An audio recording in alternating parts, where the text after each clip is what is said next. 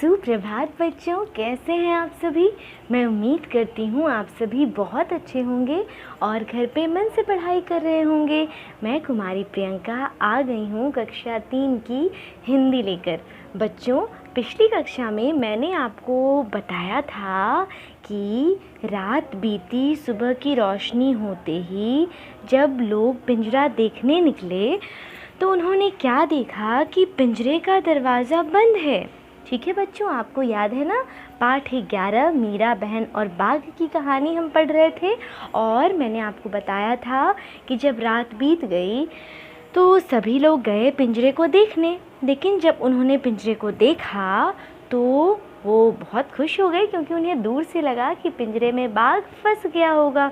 लेकिन क्या बाघ सच में फंस गया? आइए आज पता करते हैं। चलिए पढ़ते हैं। लेकिन जब वे पिंजरे के पास पहुँचे तो क्या देखते हैं, पिंजरे में बाघ नहीं था।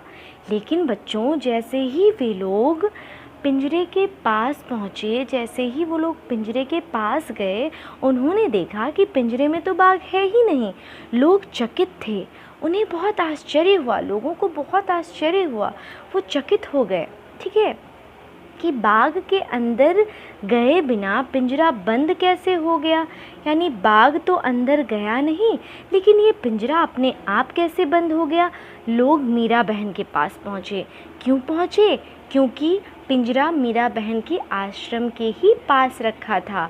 तो लोगों ने सोचा कि गोपाल आश्रम पास में ही है, शायद मीरा बहन को मालूम हो कि रात में क्या हुआ। ठीक है, तो पूछने पर मीरा बहन बोली, यानी सभी लोगों ने उनसे पूछा कि मीरा बहन, क्या आपको पता है कि रात में क्या हुआ, बाघ अंदर क्यों नहीं फंसा और पिंजरा बाहर से कैसे बंद हो गया।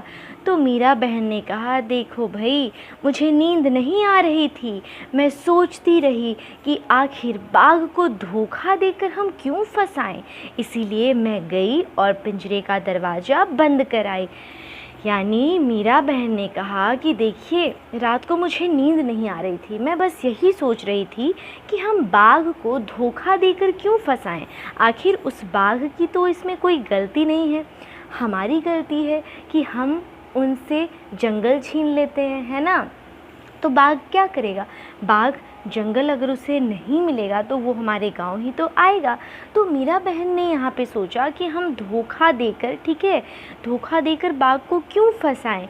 इसीलिए मीरा बहन गई और मीरा बहन ने क्या किया, दरवाज़ा को बाहर से बंद कर दिया, यानी पिंजरे के दरवाज़ा को बाहर से बंद कर दिया। तो फिर बच्चों, तो आपने इस कहानी से क्या सीखा? क्या मीरा बहन ने सही किया? क्या उनका ये सोचना उचित था, सही था? आप लोग मुझे ज़रूर बताएंगे। वैसे मैं उम्मीद करती हूँ इस कहानी में आप लोगों ने ज़रूर ये सीखा होगा कि हमें कभी भी किसी भी पशु को धोखे से नहीं फंसाना चाहिए। सीधी अगर बात हम कहें, सीधे शब्दों में कहें, तो हमें कभी भी किसी भी आज़ाद पशु पक्षी को कैद नहीं करना चाहिए। बच्चों, स्वतंत्रता सबको पसंद है, सभी जीव जंतु स्वतंत्र हो के जीना चाहते हैं, पक्षी आसमान में उड़ना चाहते हैं, जो भी जानवर हैं वो अपने जंगलों में रहना चाहते हैं। तो हमें कभी भी किसी भी जानवर को कैद नहीं करना चाहिए। अक्सर मैंने देखा है लोगों को तोते को कैद करते हुए, नहीं करना चाहिए क्योंकि ये सही नहीं है। उनकी जो अपनी जगह है वो खुला आसमान है, तो हमें उन्हें स्वतंत्र छोड़ देना चाहिए, है ना। कभी भी उसे पिंजरे में कैद नहीं करना चाहिए। ठीक है बच्चों, तो इस कहानी से आपको बहुत अच्छी सीख मिली। ठीक है, तो अगली कक्षा में मैं फिर आऊँगी, इस पाठ के प्रश्नोत्तर करवाऊँगी। तब तक के लिए पढ़ते रहिए और पढ़ते रहिए। Keep study. Thank you so much.